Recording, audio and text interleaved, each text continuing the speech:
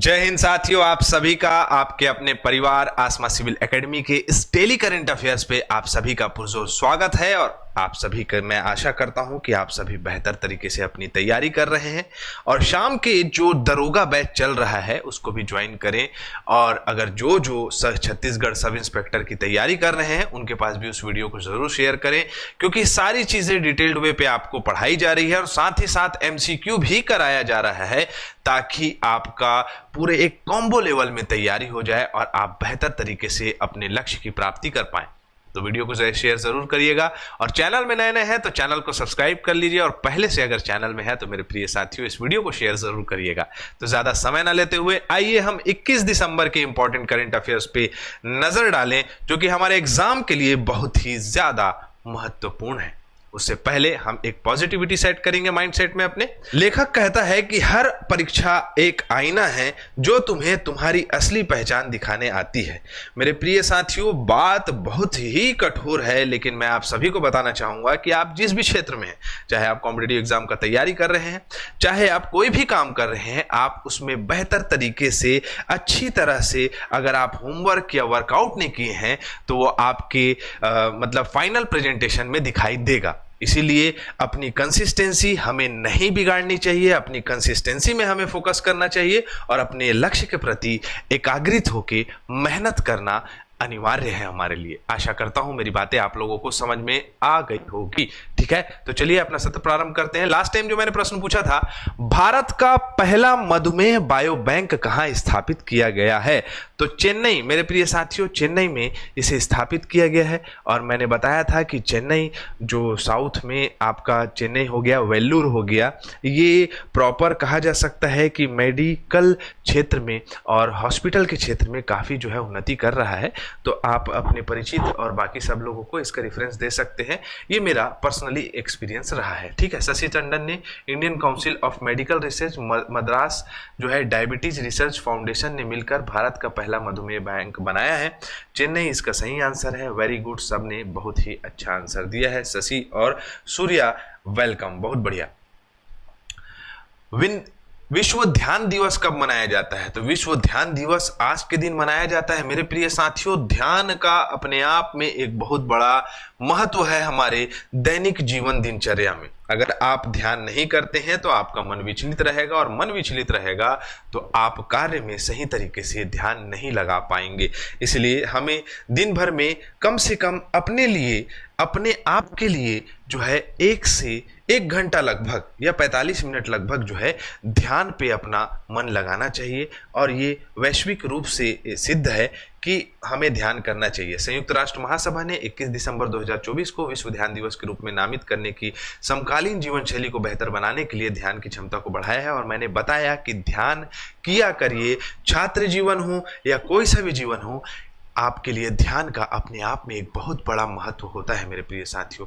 तो ध्यान रोज किया करिए। ठीक है, चलिए। निम्नलिखित में से किस भारतीय शिक्षाविद को भूटान द्वारा शाही सम्मान से सम्मानित किया गया है? अरुण कपूर। अरुण कपूर जी जो है वो कहा जा सकता है कि शिक्षा के क्षेत्र में काफ़ी इनका योगदान रहा है।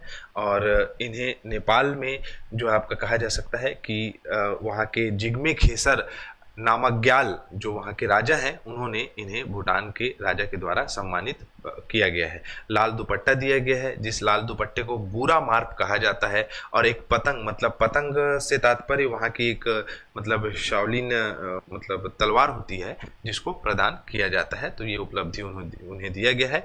2019 से इन्होंने जो है एकेडमी ऑफ स्कूल की स्थापना की है। और शिक्षा के क्षेत्र में जो है इन्होंने काफ़ी मतलब ख्याति प्राप्त कर चुके हैं ये, और प्रॉपर जो है शिक्षा के क्षेत्र में ही बल लगा रहे हैं शुरू से। और बहुत सारे गरीब बच्चे, बहुत सारे जो है आप कहा जा सकता है कि जो शिक्षा को प्राप्त करने के इच्छुक बच्चे हैं, उन सभी का इन्होंने कल्याण किया है। ठीक है, क्या नाम है इनका? अरुण कपूर जी। ठीक है, चले आगे। चलो, किसके नेतृत्व में भारतीय सेना ने बेंगलुरु में AI इंक्यूबेशन सेंटर का उद्घाटन किया है? What is mean by incubation centre? मेरे प्रिय साथियों, ऐसा स्थान जो कि आपके कार्यशैली या आपके आइडियाज को अपनाकर उसमें आपका सहयोग दे, उसे इंक्यूबेशन सेंटर कहा जाता है ना। तो ये इंक्यूबेशन सेंटर जो है वो आपका आर्टिफिशियल इंटेलिजेंस के माध्यम से भारतीय सेना के द्वारा इसे अपनाया गया है। ठीक है, तो जनरल उपेंद्र द्विवेदी जो कि सेना प्रमुख है, इनके द्वारा ये कार्य स्टार्ट किया गया है। अब इसमें क्या होगा, तो सेना के क्षेत्र में जो जो आइडियोलॉजीज हैं, जो जो आप बेहतर करना चाहते हैं, उन सभी आइडियाज को ये प्रॉपर जो है अपने पास लेंगे और इस इंक्यूबेशन सेंटर के माध्यम से जो है आपका उस पे कार्य किया जाएगा।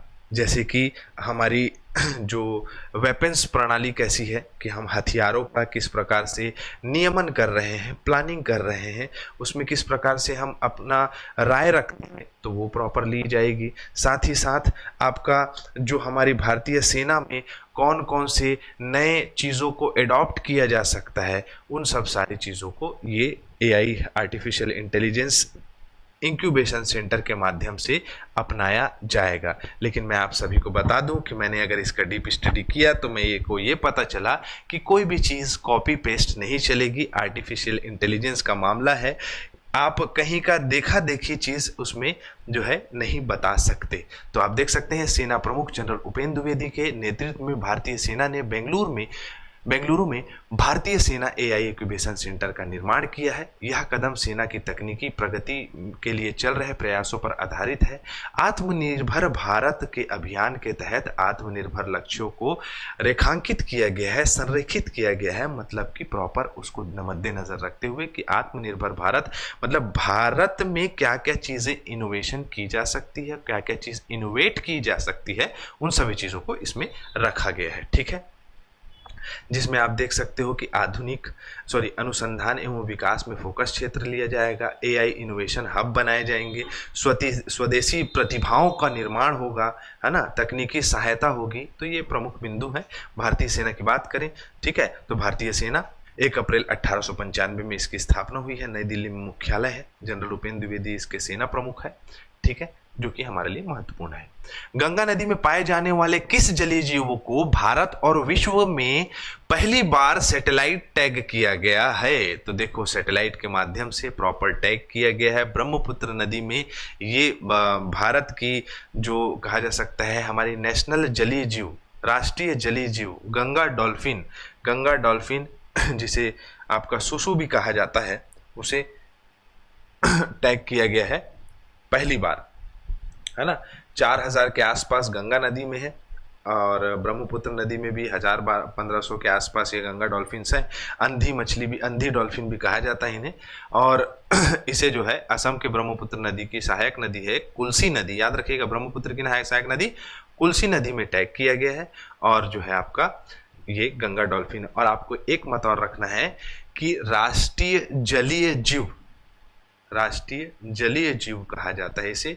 महज 5.5 से 6 मिनट के लिए ऊपर आती है, उससे ज़्यादा नहीं, और सेकंड्स के लिए ऊपर आती है, और ये जल में ही ज़्यादा निवास करती है। ठीक है, चलो, गंगा डॉल्फिन को क्या कहा जाता है? गंगा सुसु भी कहा जाता है, हीहू भी कहा जाता है। हीहू कहाँ कहा जाता है? हीहू जो है ब्रह्मपुत्र नदी में कहा जाता है। ब्रह्मपुत्र क्षेत्र मतलब तिब्बत वाले क्षेत्र में से हीहू कहा जाता है ना।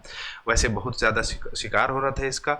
अभी 4000 है और 4000 के आसपास जो है विलुप्त प्रदाय स्थिति में है। मतलब कि अगर कहा जाए तो इसका संरक्षण कार्य किया जा रहा है गंगा नदी में। ठीक है, लेकिन प्रदूषण की वजह से ये विलुप्त होते जा रही हैं। ठीक है, और स्थानीय लोग जो है, इंसान क्या चीज़ नहीं खा जा रहा है तो इसको भी खा जा रहे हैं। ठीक है, चलो, न्यू जर्सी में आयोजित वार्षिक प्रतियोगिता में मिस इंडिया यूएसए 2024 का खिताब किसने जीता है? मिस इंडिया यूएसए, ठीक है, कहाँ हुआ था? न्यू जर्सी में आयोजित किया गया था, हर साल होता है। तो इनका नाम है कैटलीन सैंड्रा नील, चेन्नई में जन्मी हुई है भारत की लड़की कैटरीन सैंड्रा नील को बनाया गया है। 19 वर्षीय है ये, मिस इंडिया यूएसए 2024। ठीक है, अब अन्य विजेता आप देख सकते हैं इस 2024 में, मैंने सारी चीज़ें डाल दी हैं। जैसे मिस इंडिया यूएसए 2024 जो है इलिनॉइस से संस्कृति शर्मा रही है ना। वॉशिंगटन से अर्शिता कटपालिया रही हैं, है ना। लेकिन अगर फाइनल में देखा जाए तो कैटलिन सेंड्रा नील जी को जो है इसमें पुरस्कृत किया गया है, सम्मानित किया गया है। निम्नलिखित में से किस अमेरिकी नौसेना के प्रतिष्ठित विशिष्ट लोक सेवा पुरस्कार से सम्मानित किया गया है? किसे किया गया है? तो अधिकतर ये अपनी मूवीज में, अपनी फिल्म में कहा जा सकता है कि अमेरिका नौसेना को, अमेरिकी सेना भी बोल सकते हो आप, है ना, इसको जो है प्रोत्साहित करते रहे हैं हमेशा, जिनका नाम है Tom cruise. Mission impossible series देखे होंगे तो उसमें आपको ये दिख गए होंगे, ठीक है। और उनकी बहुत सारी मूवी है, टॉप गन मैवरिक है, बर्न ऑन द 4th जुलाई है ना, ऑफ जुलाई है ना, मिशन इम्पॉसिबल सीरीज है। तो टॉम क्रूज को इस दिया गया है। उद्देश्य क्या रहा था? जैसे कि मैंने बताया, सेना के प्रति जन जागरूकता बढ़ाने और सशस्त्र बलों के प्रति सम्मान प्रेरित करने के लिए उनकी भूमिका को पहचानना मुख्य उद्देश्य था इनका, ठीक है। ऑस्ट्रेलिया में 50 विकेट लेने वाले तीसरे सबसे तेज गेंदबाज कौन बने हैं? तो जसप्रीत बुमराह बने हैं, ठीक है। ऐसे प्रश्न पूछे जाते हैं, याद रखिएगा, उड़ता हुआ तीर आता है तो डरना नहीं है, इसको आंसर को बनाना है। जसप्रीत बुमराह एकमात्र ऐसे खिलाड़ी बन गए हैं जो कि अपने ऑस्ट्रेलिया दौरे में 50 विकेट सबसे जल्दी लिए हैं, ठीक है, और भारतीय गेंदबाज हैं। सिंपल सा फंडा है, ठीक। चलो फटाफट रिवीजन कर लेते हैं। अंतर्राष्ट्रीय मानव एकता दिवस 20 दिसंबर को मनाया जाता है। किसी में भी भेदभाव, किसी भी समाज, जाति, धर्म, ये सब चीज का भेदभाव को हटाने के लिए, ठीक है। लोकसभा में एक राष्ट्र एक चुनाव विधेयक पारित कर दिया गया है, मतलब पारित नहीं किया है, पेश किया गया है, सॉरी। अर्जुन राम मेघवाल जी ने इसे पेश किया गया है, के द्वारा पेश किया गया है। और मैं बता दूं कि इसमें लोकसभा और विधानसभा चुनाव को एक साथ, एक तिथि, एक तारीख में करने का आयोजन जो है इसमें प्रस्तुत किया गया है, ठीक है। चलो, जनवरी 2025 में समान नागरिक संहिता लागू करने वाला पहला भारतीय राज्य कौन सा है? तो उत्तराखंड है। उत्तराखंड में भी समान नागरिक संहिता स्टार्ट हो गया। लेकिन इस सामान्य नागरिक संहिता में जो है आपका शेड्यूल्ड ट्राइब्स, जो वहाँ के आदिवासी वर्ग हैं, उनको जो है किनारे रखा गया है। क्लियर?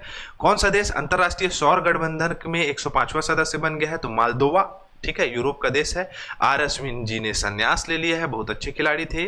राम मोहन राव अमरा एसबीआई के प्रबंधक निदेशक बन चुके हैं, ठीक है। निम्नलिखित में से किस इंडियन सोसाइटी फॉर क्वालिटी द्वारा प्रतिष्ठित जमशेद सिंह टाटा पुरस्कार से सम्मानित किया गया है? आपको आंसर देना है, ऑप्शन आपके सामने है। सत्र हमारा यहाँ कंप्लीट होता है। वीडियो को ज्यादा से ज्यादा शेयर करें और डेली करंट अफेयर पढ़ते रहें, जिससे कि आप एग्जाम में बेहतर से और बेहतर हो पाए, ठीक है। तो इसी के साथ मैं इजाजत चाहूंगा।